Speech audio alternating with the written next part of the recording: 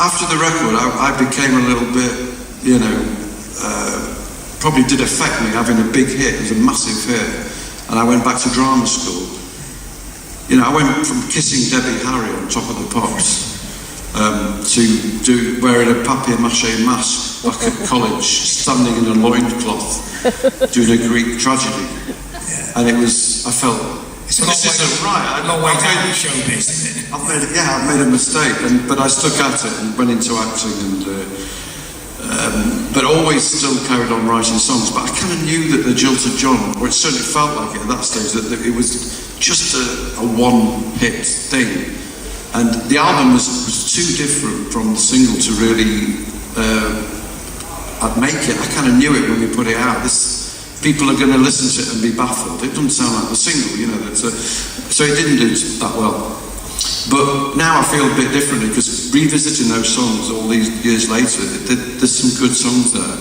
And other people have said it over the years, and I kind of never realised it. And so approaching them as a man of 57, with guys in my band at a similar age, and you're playing an 18-year-old's music, and it's me. It's kind of sweet, it's kind of nice, and I'm enjoying it. And how much of Jilted John is actually you? Is it you know, when you're acting, you can put a lot of yourself in a character, or create a character as part of you, or is it just a completely different character? No, I think there is part of me. I mean, there's a song called the Paperboy Song, which, if anyone knows that from the album, that's completely based on.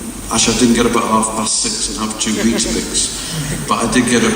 I used to get up quite late, but you know, and I didn't nick any penny chews and bubbly before I went to usually nick some penny chews and bubbly. That's a terrible rhyme, but yeah, the impetus of it was from my life, and also Baz's Party.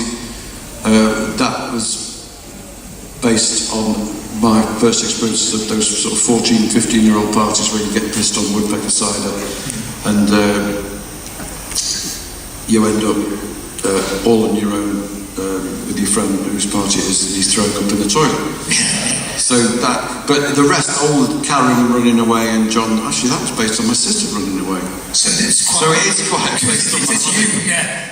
I didn't just realise. Yeah. How much of you is actually Graham Fellows then?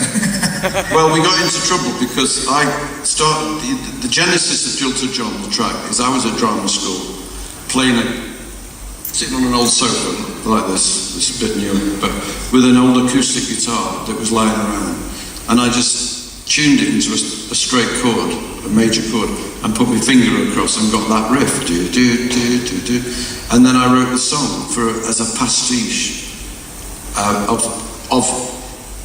punk to some extent. That's how it started, but then it sort of developed to something a bit better than that. And I was so that's.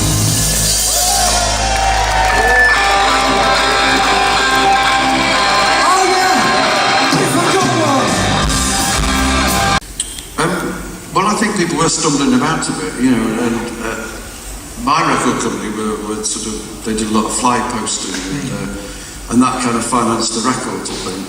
But they had some interesting people, Rabid the Headbanger and the Nosebleeds, Slaughter and the Dogs, who were already starting to make it. I think Slaughter and the Dogs had just been signed to a major label, and so you didn't see them, but you saw Headbanger occasionally. And John Cooper Clarke was just starting to take off. So you know, the irony is I made a cheap demo in Sale in Manchester and took it to a record shop, Pandemonium Records, on Lapham Lane, West District. And it all came about through total naivety. I said to the guy, I've got a tape here. Do you know any punk record labels? And he said, oh, I know 2, Stiff and Rabid. And Stiff down in London, it's quite a long way. Why don't you just walk up the road to Withington to Rabid Records? So I did. I just took the tape, walked up, knocked on the door. They said, come in. Yeah, obviously. And then I nearly slipped into someone else then. And then I put the tape on. It was an old-fashioned reel-to-reel with the tape. And they said, oh, this is interesting. Can you leave the tape with us? I said, no, I'm going to take it home, but I'll come back another day with it. And I think that's when Martin Hannett was there the next time. And we listened to it again, and then they said, yeah, let's do it. So Martin Hannett, was he sort of like their house producer for the label? He was, yeah. And I think Tosh Ryan Carter, the boss, the man behind Rabid Records, always feel that he was nicked by Tony Wilson for Factory Records, which I think is true, really. Because Martin produced Spiral Scratch, of course, the first Buzzcocks EP. And that, I think I'm right in saying, came out through, it was on their own label, wasn't it? New Hormones. But it was distributed through Rabid, I think. There are lots of copies of it lying around. But Tosh used to run the Manchester music scene, didn't he? He was a flight post guy. Yeah, but he was fantastic. His enthusiasm was amazing, and he was so supportive. And he was a pretty good saxophonist as well in his band, Prime Time Suckers. So what was it like working with Martin Hannett at that time? Well, stories about Martin Hannett. I mean, when I saw 24-hour Party People, I laughed, the film about the Hacienda, because I just didn't recognise Martin at all. He was quite posh, and he was quite. Well, no, he wasn't posh. He was very polite, and he could say effective, but he was just sort of. Well, I could do an impression, but he was just sort of like that, sort of very. It's sort of quite a good sound, isn't it? Let's muck around. He was into sort of shocking people by getting loud noises out of the desk. But I think he took too many drugs. But apart from that, I think he was a really nice bloke and very inventive. It took a long time to get there sometimes. I remember when we did the album, we were supposed to get there for 6 in the evening, which seemed quite late to me. And then we'd start work at about 11. Half 11 at night. He was quite nocturnal, wasn't he? I mean, with the single, we rehearsed, just going back, Rabid said, let's do the single. So we started rehearsing, we got a little band, they gave me a band, and I used to go around after college and rehearse the song and the B-side, and we just go in steady. And though that was briefly became the A-side, but until John Peel started playing Jilted John, I think that was the right decision. But when we went into the studio to record it, the finished thing, Martin just invented quite a few things on the night. The hooky bass riff. Did he play that? He came up with that. That wasn't on until the very night of it. He was the bass player, wasn't he, Martin? Well, he didn't play it, but he just said, why don't we have that? Yeah. And the chorus of voices coming in saying, yeah, it's not fair, sort of fading in, that was his idea. So, he came up with a lot of icing on the cake. Yes, so it's not like he's just there, he's actually quite an important part of this record, Yeah, he was brilliant, yeah. So when you're creating the character Jilted John, I mean, do you have an idea in your head what you're creating? I mean, it was great, like the little anorak, the whole look, it just looked like completely lost on TV. I mean, was it something gradually developed, or was it something that was created? I think the correct way to develop a character, if you're doing a character that's a bit flamboyant or in any way different to yourself, you should probably. Well, I guess you try things out, but at some point you make a decision. This is his name. This is how he dresses. But with all the characters I've done, certainly with the ones that have been successful, Jilted John and John Shuttleworth, I've just stumbled completely into it and not really knowing what I was doing. I mean, John Shuttleworth, I wouldn't have even called him John if I thought he was going to have legs, because, there's a confusion there with Jilted John. But I did John Shuttleworth as a spoof tape for a friend in the music business one night. And at that point, John even played the guitar.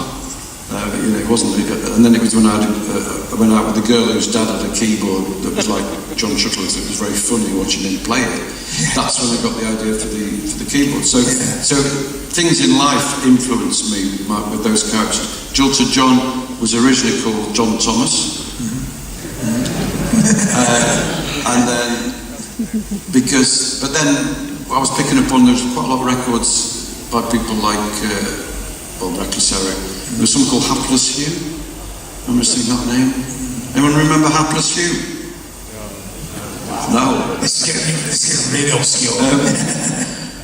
But who else? There's a few others. Well, there's quite a lot of interesting kind of eccentrics in that kind of periods, weren't they? Like stiff records had quite a lot. But again, like going back to Manchester, there was quite a lot in Manchester, you know, like you were saying before, John Cooper Clarke, and then eventually Frank Sidebottom. And it seems to me like it's not very kind of Manchester, these kind of people like 5, 6 years older who never seem to fit in anywhere, but do these kind of amazing things. Frank Sidebottom is I knew very well.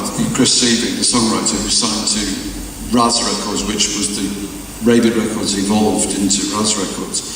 And Tosh basically put all the money from my hit, because ours was the only big hit really for Rabid, put it into Chris Seavey's songwriting career, which then didn't happen, but then he, through sheer frustration, put on a papier-mâché head and created Frank Sidebottom. This is revenge. So I feel I've had a hand in Frank Sidebottom's evolution, so I don't feel too bad in adopting a name that's slightly similar to John Shuttleworth. Yeah.